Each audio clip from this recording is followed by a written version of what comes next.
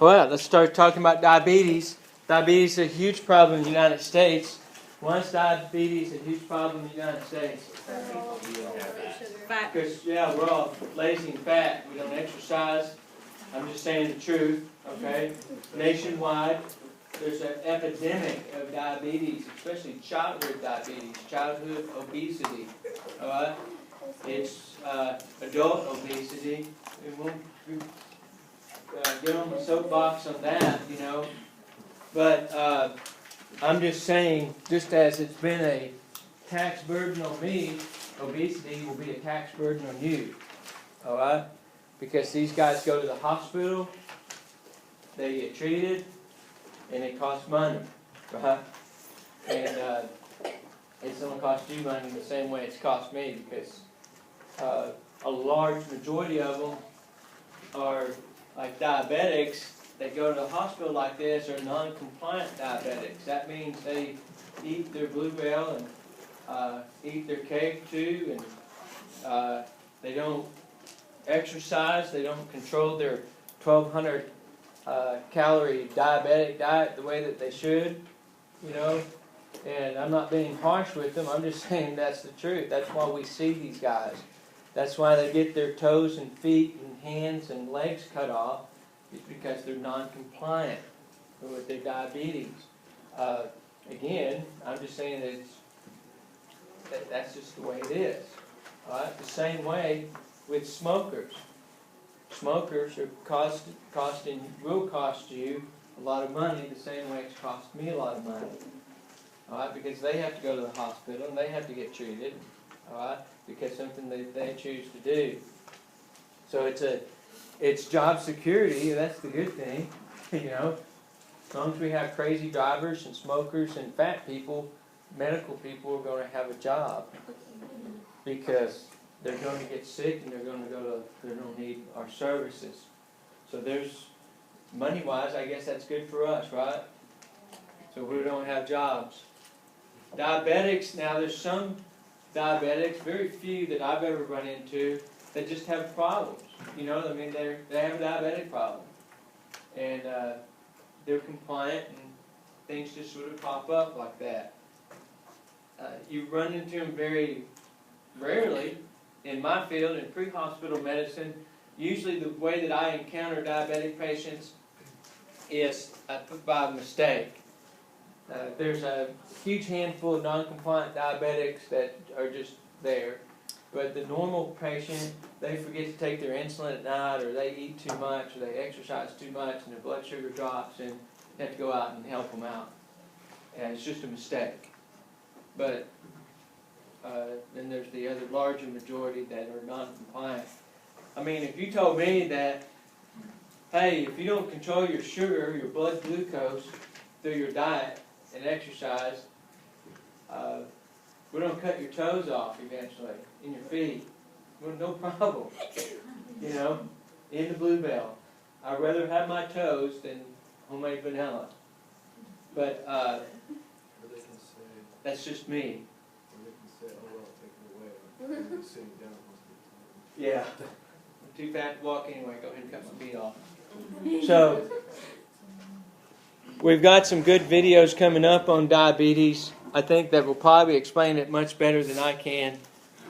But essentially, the easy way to look at this is there's two types of problems when we talk about sugar levels. We're talking about, and diabetes goes along with blood glucose.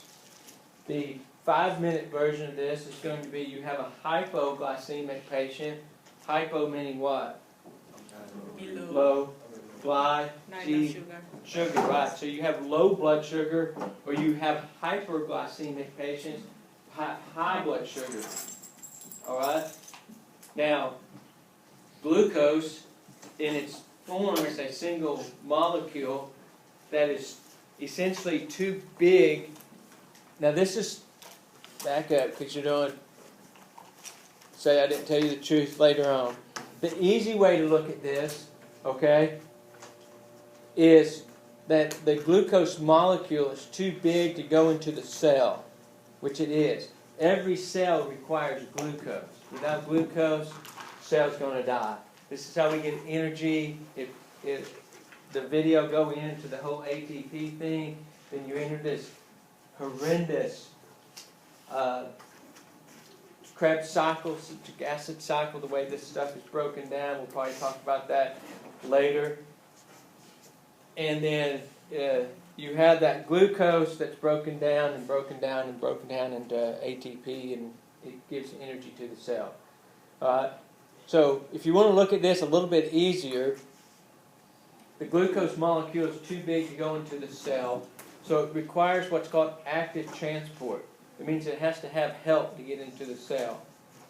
And the way that this does this is it binds to insulin, the insulin receptor, and it starts breaking it down, and it helps it out. All right? I don't want to get too simple, because if you get too simple, all this stuff that you're going to see is going to contradict what I'm saying, but I'm just giving you the easy version of it. That the cell is, the glucose molecule is too big, it's got to be broken down, and it's broken down through a series of things and enters into the cell. Without that, then it won't go into the cell. One of the primary things that starts breaking insulin down glucose down, is insulin. Insulin is produced from the pancreas, a part of the pancreas called the islets of Langerhans. And that might be spelled there later, but islets of Langerhans, a little area on the pancreas that produces the insulin. All right? Without insulin, then we have to take insulin. And that's part of the diabetes. So we don't have enough insulin, or we're not producing insulin, or the insulin receptors are messed up some way.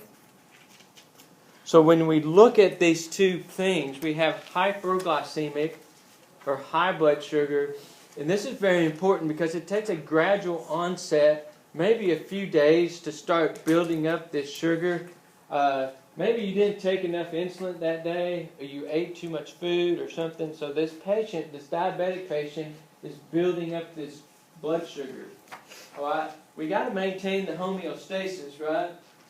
So if you hyperglycemic, that means you're outside, and then the blood sugar is too high, so the body has to get it back down to an acceptable level. And we'll talk about that after the film. So hypoglycemic is not that common. Hypoglycemic patients are more common, meaning low blood sugar. And the two things that break these apart is hypoglycemic is a sort of a sudden onset of an event. It doesn't take too much. Maybe the patient took too much insulin, or you didn't eat enough, or you went out and exercised and you didn't watch your diet. So what's the common thread in all this with diabetic patients? Too much blood sugar. Yeah, but just blood sugar. Something sort of, yeah, the diet, right? Yeah, You got to be really strict on the diet and discipline in taking your insulin or watching that insulin level. Now, it's sort of the same as blood pressure. The normal glucose level, all right, you have a norm sitting there, but that norm is dependent upon the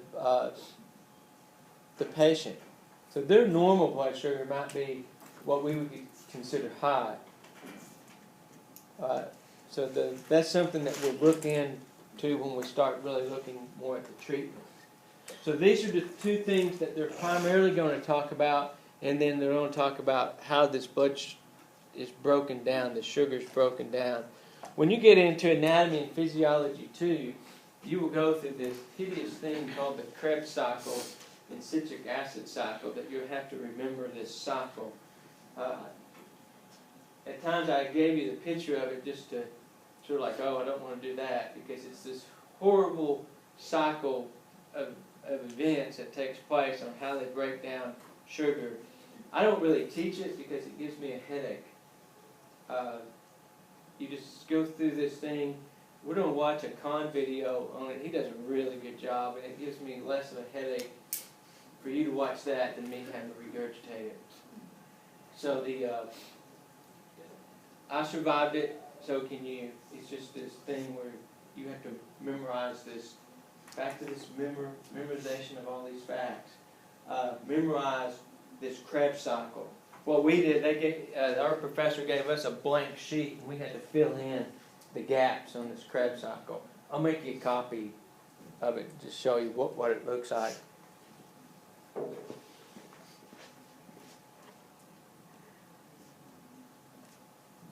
Current preference is to call them simply type 1 with the number 1 and type 2 diabetes. Now type 1 diabetes used to be called insulin-dependent diabetes, and type 2 diabetes used to be called non-insulin dependent diabetes, but we have figured out that this is not really a good way of defining them because many type 2 diabetics go on to become insulin dependent. So anyways, we're left with these two types. So basically, we have the pancreas here. Just a little review of what we just talked about with the endocrine pancreas. And the endocrine pancreas is filled with these, little islets of Langerhans. And inside the islets of Langerhans are beta cells.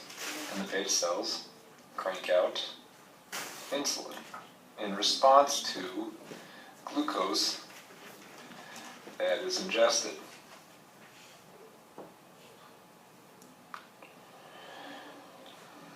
So we have a guy here eating a Twix bar and ingesting lots of glucose, and the glucose is going down, making its way down into the pancreas. And when the pancreas detects a high level of glucose, it cranks out insulin. And insulin goes into the bloodstream and goes to various organs and does its thing. Now, so does its thing. I would say here's a liver. Here's a liver cell. A liver cell has a little insulin receptor. The insulin binds with it, and remember what the cell does. That increases the glucose transporter, so glucose is taken up by the cell, and we get lots of glucose in the cell, right? From this guy's Twix bar. Okay, so what happens, what goes wrong with that picture? Well, with type 1 diabetes, the problem is something happens to that causes destruction of the beta cells inside the islets of Langerhans. And what happens, why does this happen? Well, it seems to be an autoimmune response that progresses fairly quickly. It seems to be related, it seems to be caused by molecular mimicry,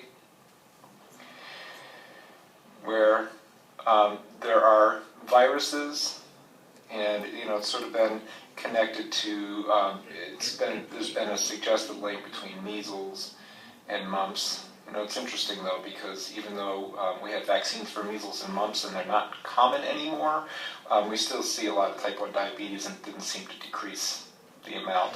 So, or it could be a different virus. But anyways, the theory is that the virus, I'm going to draw a little capsid of a virus, has proteins on it that look very much like proteins that are on the beta cells in the pancreas.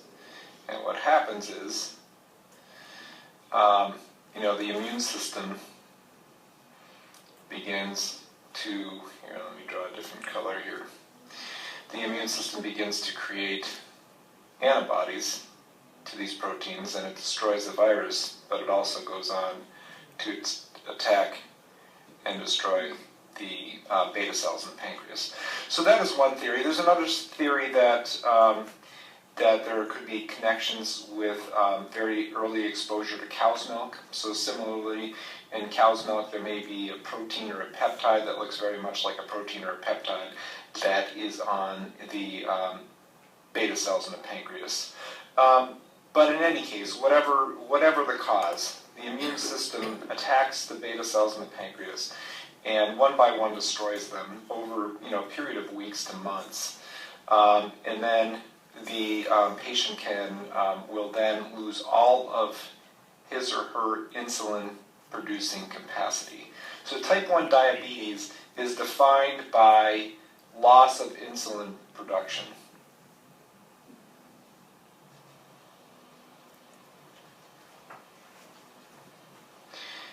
So, and usually it's relatively absolute. Most type 1 diabetics have absolutely no insulin production. They've lost all of their beta cells. Now, there can be other causes of type 1 diabetes. There are some people who have severe and recurrent pancreatitis. This can happen with alcoholics.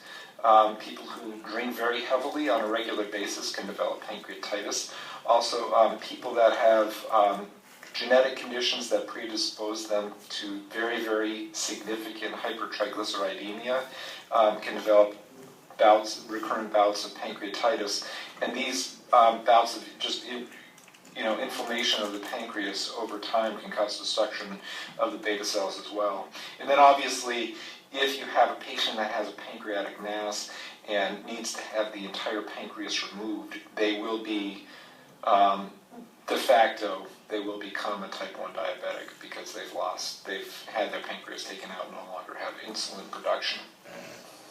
Okay, so type 2 diabetes is actually not a disease of loss of insulin production. It's actually a disease of insulin resistance. And, I think we're starting to understand this disease a lot better, but we still don't understand it completely, what causes insulin resistance. So with type 2 diabetes, the islets of Langerhans are just fine, and the beta cells are just fine. So what happens is, we have these happy little islets of Langerhans with lots of happy little beta cells in them that are perfectly capable of producing all the insulin that we need. The dysfunction here is actually in the cells that are receiving the message from the insulin. Now remember what happens here, inside the cell. Take us down to the cell here. Remember, on the cell membrane, we've got our insulin receptor, and you've got insulin binding with it here. And that sends out second messages, to the glucose transporter and to the sodium-potassium pump and to various other places within the cell. And what happens is, and we don't know exactly how this happens, but the current theory is that people who have high levels of circulating fatty acids in their blood, hypertriglyceridemia, hypercholesterolemia, this could come from, partially from inheritance and partially just from eating a diet high in fat or high in, high in a combination of fats and carbohydrates. This causes a high level of certain inflammatory cytokines and hormones within the blood. And it's these processes that are thought to interfere with or block this second messenger system. So the insulin is binding with the insulin receptor, but the message can't go any further beyond that because of the processes that are occurring from the inflammation due to high levels of circulating fatty acids. So what happens here is you end up with a situation where we have glucose that can't get into the cell. So we end up with a very high blood glucose level. And what does a high blood glucose level do? Well, it stimulates the beta cells to produce more insulin. So they produce more insulin. And eventually we get enough insulin that the cell is at some point convinced, at some point it can overwhelm this blockage here because we just have enough insulin stimulating enough receptors. But as the problem progresses over time, we get high levels of glucose cranking up these beta cells. And what happens is these beta cells, for a while, function just fine and crank out all the insulin that the body needs. So we have high levels, we have what's called hyperinsulinemia.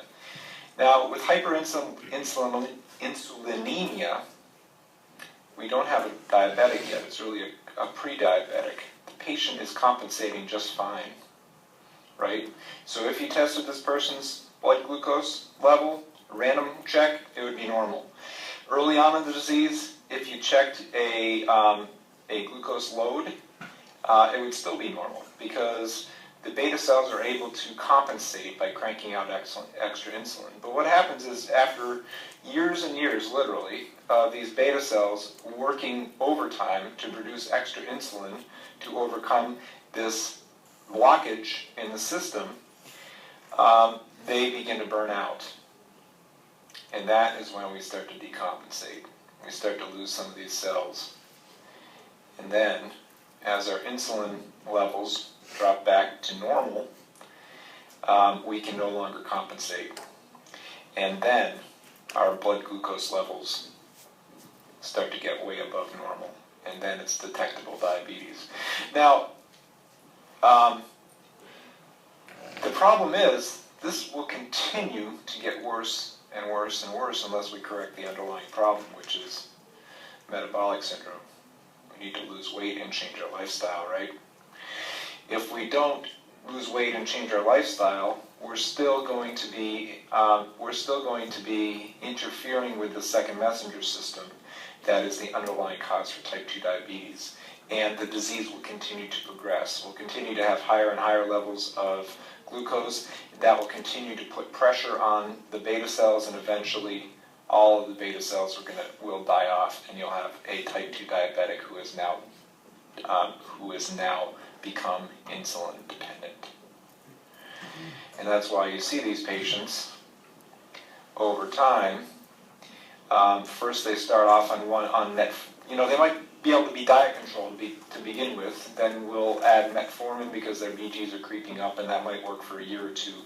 Then we'll have to add a second oral agent. That might hold us off for another year or two. And then eventually we're going to have to add insulin in order to control the blood glucose because we haven't done anything to treat the underlying condition, which is the inflammation that's causing damage to the second messenger system. Okay, so what are the complications that can be caused by diabetes?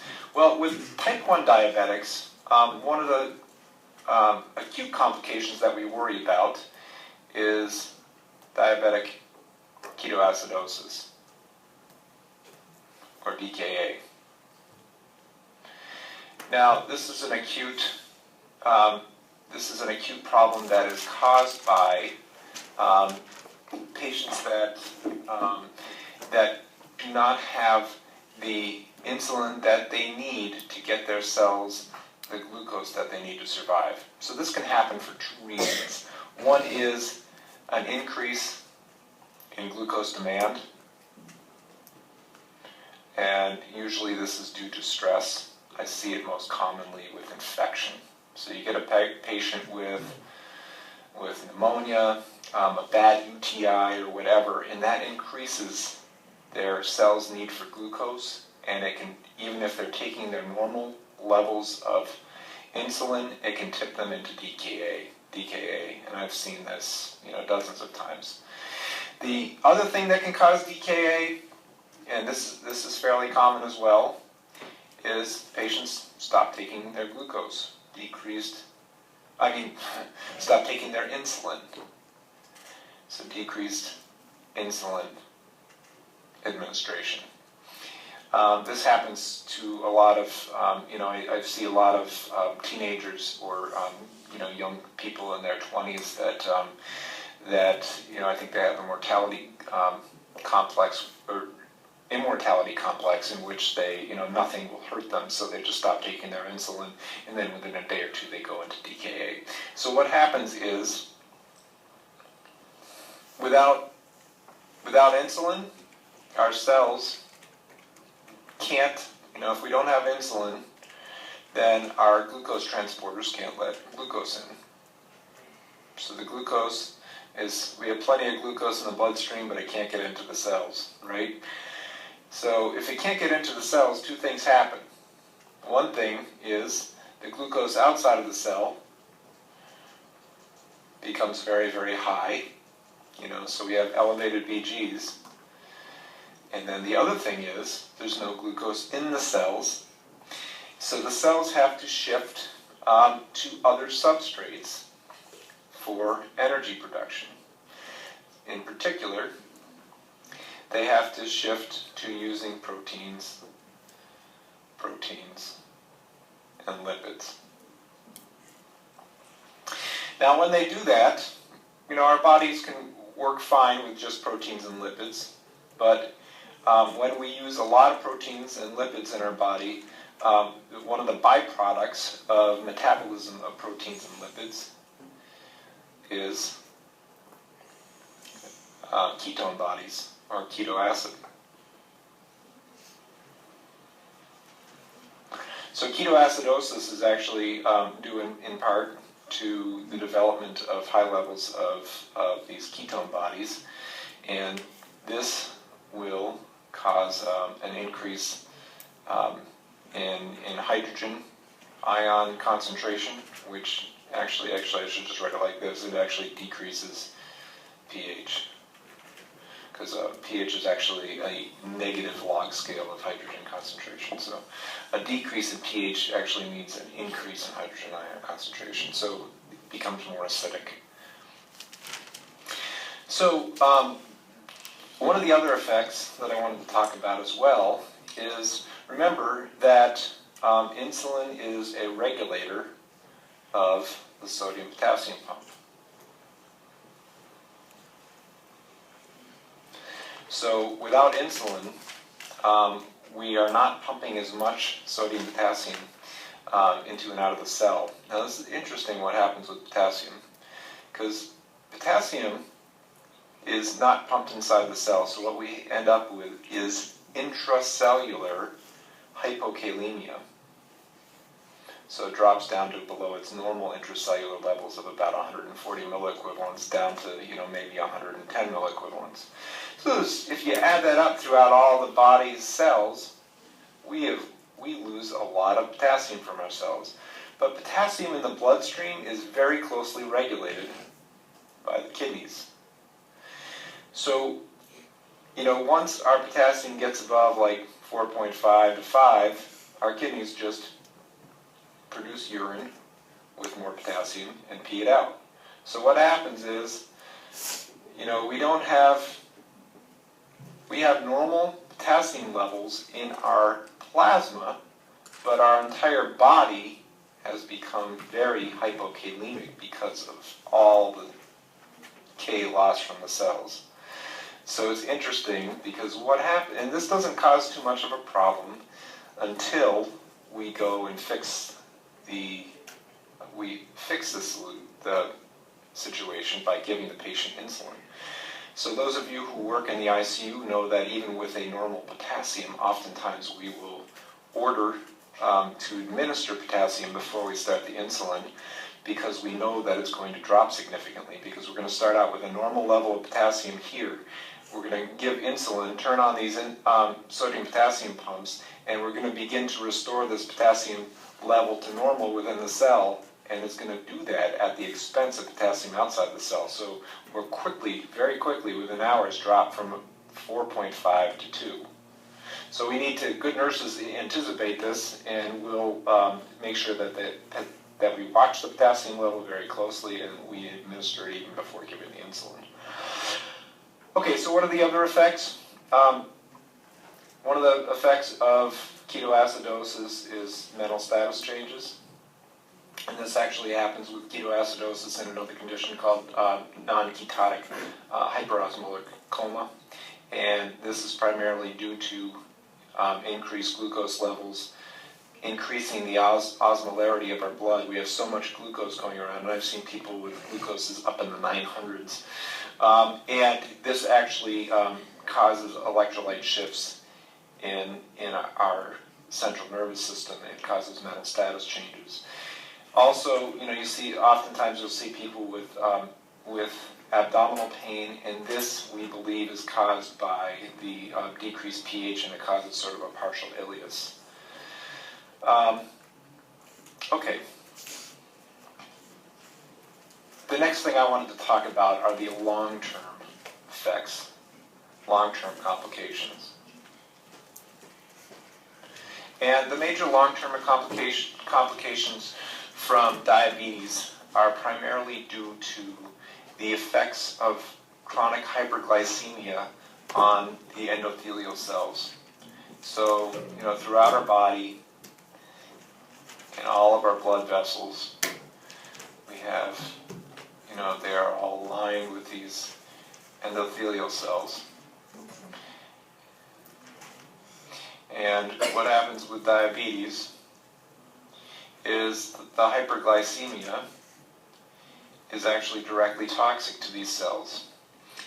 And also, remember, glucose is responsible for the transport of all substrates into the cell.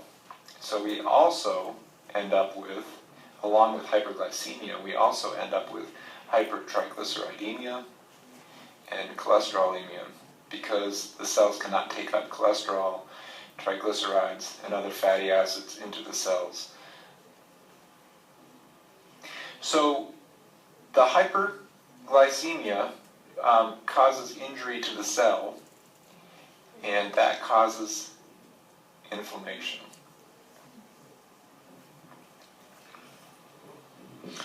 And this inflammation, and we're going to get into the nitty-gritty details of atherosclerosis a little bit later, but this inflammation starts a process of a cascade that occurs that causes atheromas to begin to form, which is a combination of inflammatory cytokines with the introduction of cholesterol into the basement membrane underneath the endothelial cells.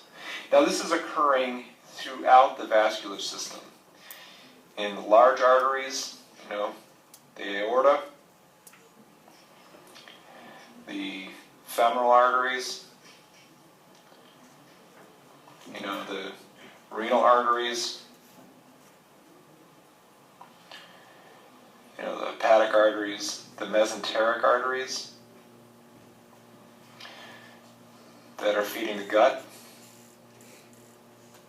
actually the stomach and the gut. So what can this cause? All sorts of problems. It can cause aortic aneurysms to form. It can cause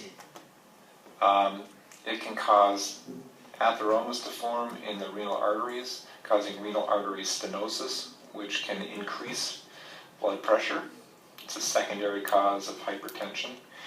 It can cause atheromas to form in the arteries that feed the stomach and the gut, which can cause gastroparesis and mesenteric ischemia. It can clot off the femoral veins or, more distal peripheral veins and cause peripheral artery disease. And then it can also affect, the little microvessels, little tiny vessels, like the vessels that are feeding the eye. So it can cause retinopathy. Oh yes, and I can't forget the heart. Of course, it can cause coronary artery disease as well by causing plaques within the coronary arteries. So it's the same process throughout the body in large arteries and small arterioles that are causing all the macrovascular disease, coronary artery disease, aortic disease, renal artery stenosis, mesenteric artery disease, and also microvascular disease, which can cause retinopathy, and it can also do further damage to the kidneys from microvascular disease. It does damage directly to the glomerulus, which is the intersection between the small renal arterioles and the Bowman's capsule. So, now that we understand this disease better, we know that if we control BGs, we can slow. Yeah, hold on, please.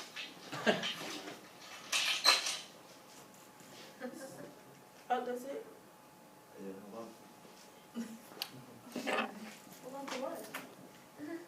Needs energy to contract, they need energy just to do the basic functions of a cell. And the place that they get that energy from, or the primary source of that energy, is from glucose. Glucose, and glucose is a simple sugar. If you were to actually taste glucose, it would taste sweet. And glucose gets delivered to cells through the bloodstream. So this right here, I'm drawing some blood that's passing by a cell. Maybe the blood is going in that direction over there. And inside the blood, let me draw some small glucose molecules That help? passing by. And so in an ideal situation, when a cell needs energy, glucose will enter the cell. So glucose will enter the cell. Unfortunately, it's not that simple for the great majority of cells in the human body. The glucose won't enter by itself. It needs the assistance of a hormone or a molecule called insulin. So let me label all of these. This right here is glucose, and it needs insulin. So let me draw insulin as these magenta molecules right over here. So that over there, that is insulin. Insulin. And the surface of these cells, they have insulin receptors on them. And I'm just drawing very simplified versions of them. Kind of a place where these magenta circles can attach, can bind. And what happens is in order for the glucose to be taken up by the cell, insulin has to kind of attach to these receptors, which unlocks the channels for glucose. In order for the glucose to go in, insulin has to bind to the insulin receptors. And then once that happens, then the glucose can be taken up by the cell. Now, unfortunately, things don't always work as planned, so let me draw a couple of scenarios here. So once again, let me draw my very simple version of a cell, and let me draw the bloodstream going by, right over here. And then let me draw the glucose in the bloodstream. So I have my glucose floating by, and then I have my insulin receptors. My insulin receptors on the surface of a cell. Now, the first thing that could go wrong here is, what if the body does not produce insulin? Insulin is produced in the pancreas. What happens if the pancreas is not producing insulin properly? So no insulin. Well, in this situation, since there's nothing to bind to these receptors, the glucose channels won't be opened up, and the glucose will not be able to enter into the cell. And this situation is type 1 diabetes. Type 1 diabetes, where you've got glucose, so in theory you have energy, and you have properly functioning insulin receptors, but you just don't have insulin to kind of unlock the gates for the glucose to actually go into the cell. The other scenario that you could imagine happening, let me draw the cell again. So there's my cell, and let me draw the blood flowing past the cell. And once again, obviously, this is just one of trillions of cells in the human body. We have an estimated 10 to 100 trillion cells. So this is a very simple diagram, but hopefully gets the point across. So once again, let me draw some glucose floating by. Let me draw some insulin receptors on the cell. So insulin receptor there, maybe insulin receptor right over there. And let's say we even have some insulin.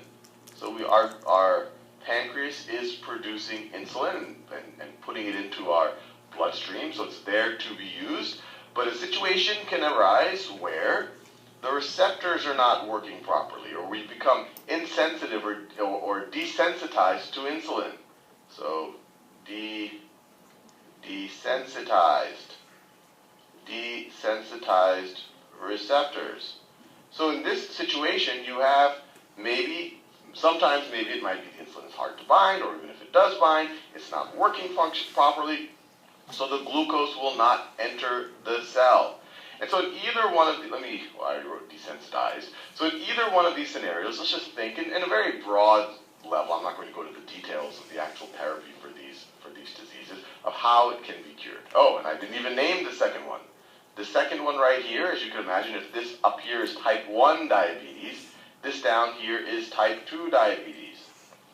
Type 2 diabetes. Now, the simple way that, I don't want to say it's necessarily simple, but the way that you can manage type 1 diabetes is you can inject insulin. The only problem here is, it's a big one though, is that there's no insulin in the bloodstream. Everything else is working properly. So over here, we can inject insulin. We can inject it. And then you'll have insulin to attach to the receptors, and then the glucose can be processed properly. Type 2 diabetes, there's kind of multiple lines of attack. One thing that you can do, there are actually drugs that attempt to kind of resensitize your insulin receptors. You can also do that with a combination of lifestyle changes that makes your body, more sensitized to sugar. Or you can even, and if things get severe enough, you can add insulin, just like you would do in type 1 diabetes. And you can say, wait, I already have insulin here. Why would I add more insulin? Well, remember, we're not the cells can process insulin, but they're desensitized. They would need more insulin in order to kind of uptake the same amount of glucose. So if you add insulin, you could possibly have enough of a trigger that the glucose can actually be taken up. But there's multiple lines of attack here, and usually the first one are giving drugs that hopefully resensitize you or make you less desensitized to the actual insulin. And so the last thing I just want to think about a little bit is, well, what happens if you didn't do this? Well, there's two major problems here. Obviously, your cells can't function if it's not taking up glucose, so your cells will have no energy. And another problem, if you weren't to manage either one of these types of diabetes, is that sugar, once it gets to if it gets to high enough concentrations in the blood, it can actually cause a lot of damage. So sugar can cause damage to the body. So you don't want either of these things happening. You want your cells to have energy, and you don't want to have too much sugar flowing in your blood and causing damage to your body.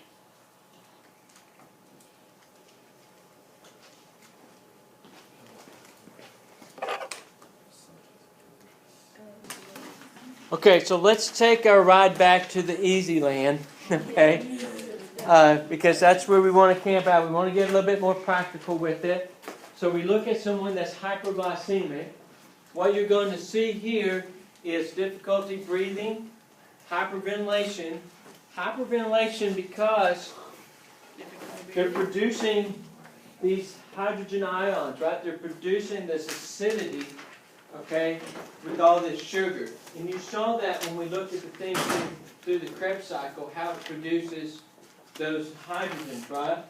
Producing those hydrogens is going to produce acidity. So these guys are becoming acidic. What is the normal pH? 7.35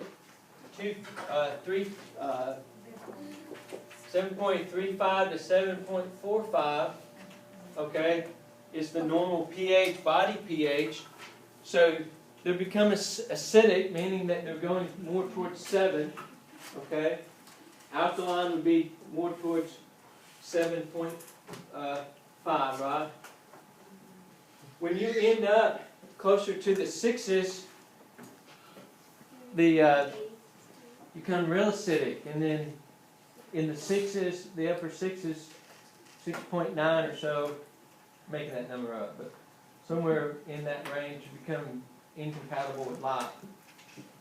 So as you work towards this, there's a big problem there because they're building up this acidity. Now, back to easy land again. When we become acidic, when the body becomes acidic, or you're hanging on to carbon dioxide, which is going to be respiratory, right?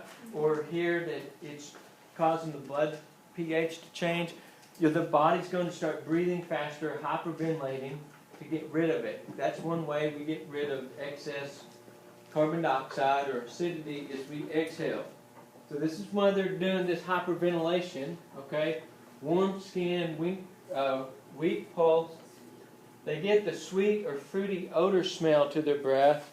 It smells a lot like bourbon. It's really sweet.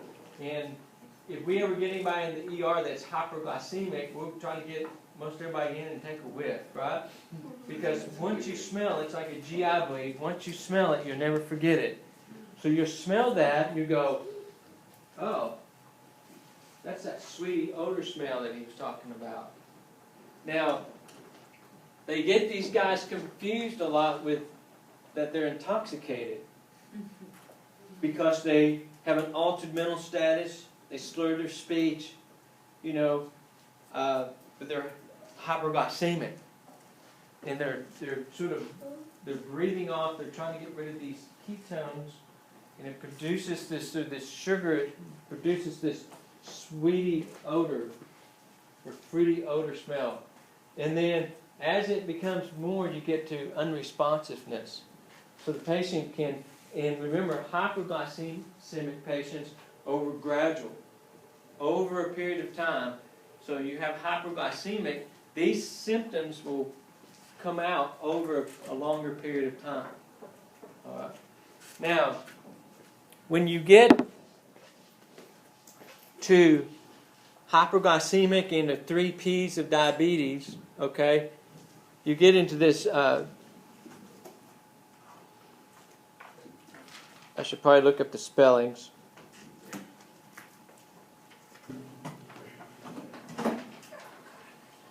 So let's look at the 3 P's of diabetes. So when you have the prefix poly, poly means what? Many. Many, right, or much. So you have one that's polyphagia. Don't hold me responsible for the spelling. Polyphagia, which means excessive hunger. They're hungry. Yeah, polyphagia means to hunger. So excessive hunger, okay? The other poly is dipsia. And I know that's misspelled, but dipsia, or thirst.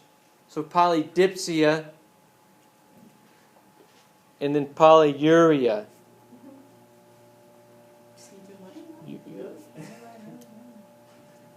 Uria, U-R-I. Close enough, okay. We'll scribble when we don't know.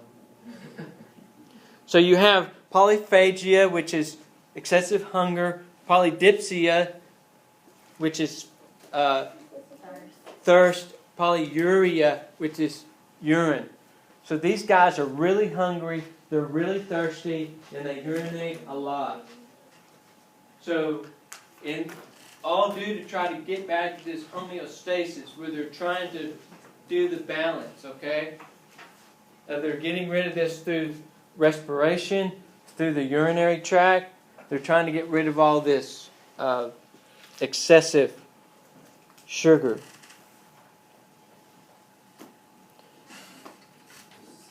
So your treatment, when you see these guys, really the only thing you can do is airway support their airway. All right? They need fluid. So when they see this, when you see this type of patient that's hyperglycemic, what they're going to do is they're going to start IVs on them, they're going to flood them with a lot of fluid, okay? And more than likely they're going to start them on insulin. So they're going to give them some insulin. If they're too acidic, when they draw their labs, if they're too acidic, they're going to start in their IV some sodium bicarbonate. That just happened the other day in the hospital. They had this guy who was real acidic. They were drawing up some sodium bicarbonate to drip in. And so to try to balance this acidity. So oxygen, IV, you're going to have check their pH.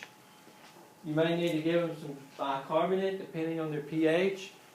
You might see that, or you might see them give them some insulin. Okay? So that would be the treatment that you guys are going to see in hyperglycemic patients. Questions there? Oh, I didn't want to go there. I'll get back to this DKA thing. There was like a girl in my first period, and she put her head down, and she was turning red. And she was like she was telling the teacher I'm hyperglycemic. What was happening to her? She was turning red. Her blood sugar's going up. Oh. Yeah, hyperglycemia. So let's look at hypoglycemic, sort of to compare those two. All right, pale, moist skin, rapid dizziness, sort of a shallow breathing. The 3 P's, one of the P's of diabetes, excessive hunger. You're hungry, okay? You could have diabetic seizures, so due to hypoglycemic, and altered mental status that leads more than likely into unconsciousness. Now, something that we haven't brought up is what's normal. So you say that normal blood sugar, what's normal? We're going with the number 80 to 120. Right? You're going to see different ranges out there, okay? But we're going to fit ours into 80 to 120, and it's measured in milligrams per deciliter, the way they say it in the video, okay? So 80 to 100, you can leave the measurement off if you want. So 80 to 100 is normal. So anything below 80 would be abnormal, correct? It would be low. Anything above 120 would be considered high. Now when you get into these, you can have patients in the 30s, right? They're probably almost to the period of unconsciousness. Or you could have patients into the range of 500. The most I've seen is a guy in the 900. Whoa. Okay, so, and he was on a ventilator with sodium bicarbonate drip and insulin drip. They were trying to regulate his sugar. Both of these will kill you. Okay, so you're going to have the patient with hyper or hypoglycemic. Hypoglycemic is the more common, okay, and the more treatable. You guys can treat patients with hypoglycemia. How do you treat someone that's hypoglycemic? Give them sugar, right, that's easy. Everything has sugar in it. The thing that you want to make sure that you give them is something that they can metabolize quickly. Now we've learned, right, that if I want to absorb something quick, what's one way that we've learned that's going to absorb quickly?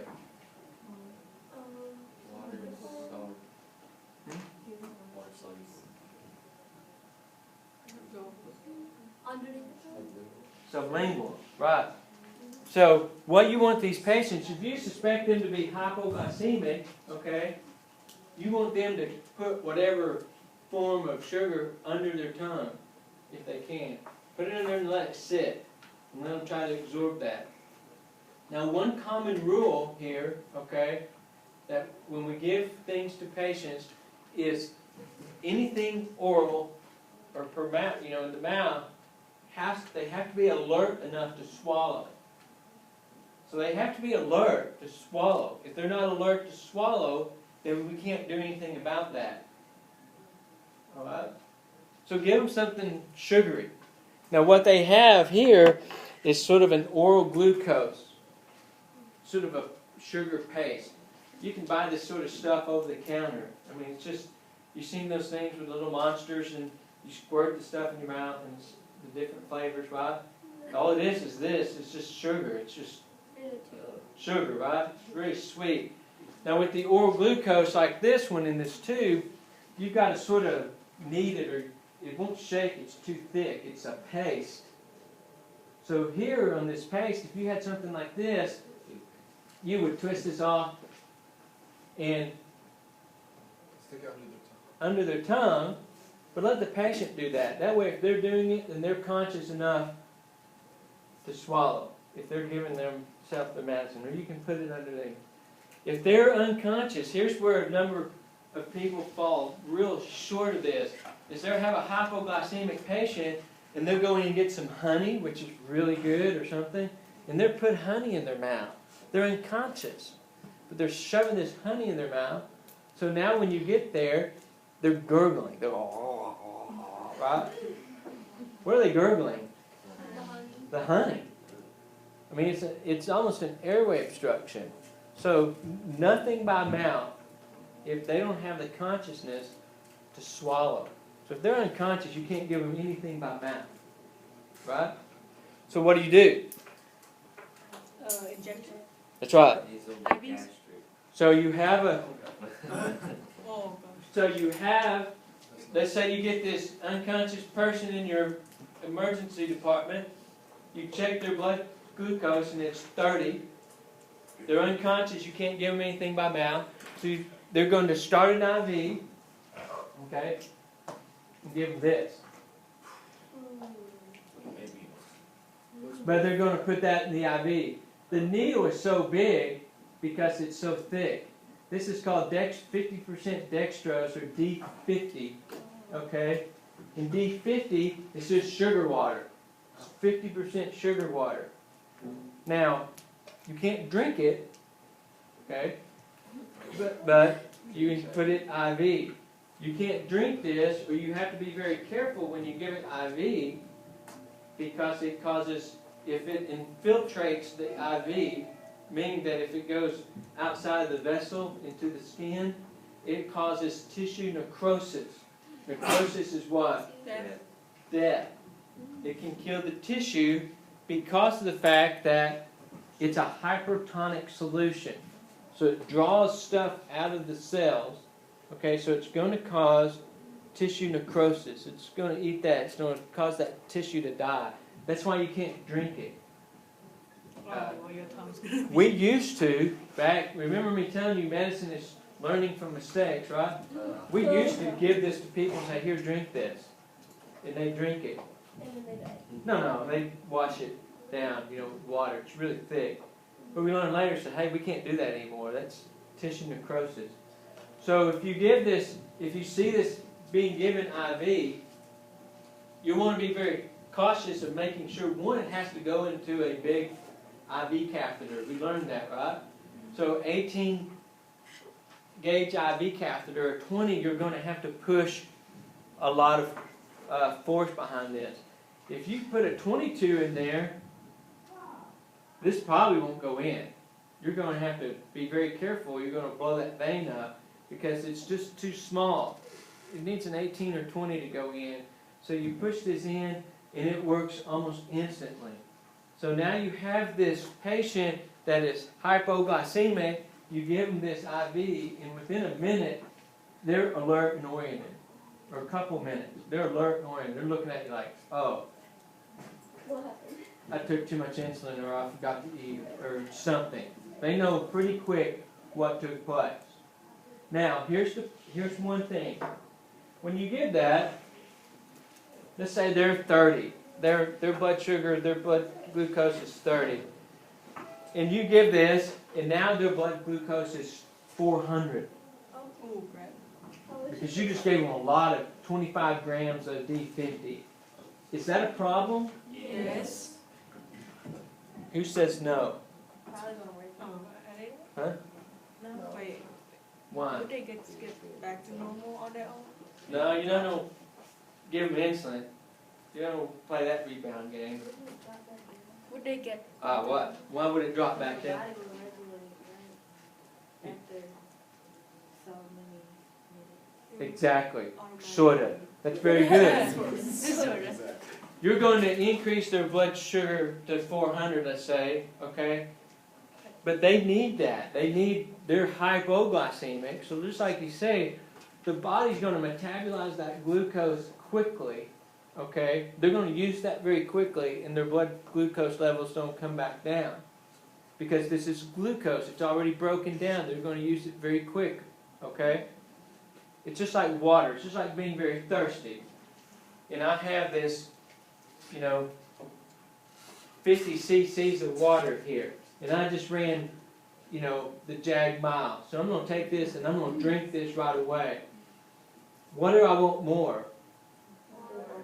Water. Because I'm thirsty. I'm really thirsty. So 50 cc's is just not going to do it. So I'm going to want more water. My body is saying, you drink more water. Same way with the glucose. It's just going to say, I want some more of that. So it's going to use it very quickly, metabolize it very quickly. So you have to instruct these patients now, because their glucose is going to shoot up and it's going to start coming back down. But now you have to instruct them, okay, here's some eggs and bacon for you. Get some proteins in there. This is a very simple sugar, right? Now you need proteins to help maintain it and level that blood sugar off. Without the meal, what's going to happen? Right, you don't shoot back up, you don't give them the medicine, no meal, boom. They don't drop right back down, be in the same place they were 30 minutes ago. So they have to eat and regulate that blood sugar. Right? So you can give them oral glucose, or you can start an IV and give them D50 or dextrose 50. This will work very, very quickly. So in your scenarios, you have an unconscious person or a person with an altered mental status. You're going to work through your ABCs, and then what are you going to do? Altered mental status. Check their blood sugar. Check their blood sugar. Check a D-stick. Their D-stick is low. Let's say I give you 40, and you know that's not 80 to 100, so their D-stick is low. They're unconscious, and sitting over there on the table, you're going to see this now, right? Yeah. So you're going to say, I'm going to start an IV, and I'm going to give them what's called an amp, or an ampule. Okay, this is considered an ampule of D50 or an amp. That's just a slang term for it. So I'm giving them an amp of D50. That means the whole thing. More, though, you would say, I'm going to give them 25 grams. Is that right? Yes, 25 grams of D50. That's the exact dose. An amp's just a thing that sounds cool. Give them an amp. Okay. We give them 25 grams of D50. I'm going to give them an amp of D50. If they're A&O times 2, but they're confused and they still have a low blood sugar, then you might choose the oral route. I'm going to give them a tube of oral glucose, or this is 37.5 grams of oral glucose. Okay? So I'm going to give them some oral glucose to help raise their blood sugar. Now, after you give them the D50 or the oral glucose, what are you going to do again? Check the blood pressure. Well, not blood pressure, what? Blood sugar. Blood sugar. Right, you're going to recheck their blood sugar because that's what was negative. Their blood sugar was the problem. So you're going to recheck their blood sugar or do a second D-stick to make sure that what you're doing is correcting the problem. Right? Then feed them, water them, put them to bed. Sound familiar? Okay. The whole tube? Yes, the whole tube.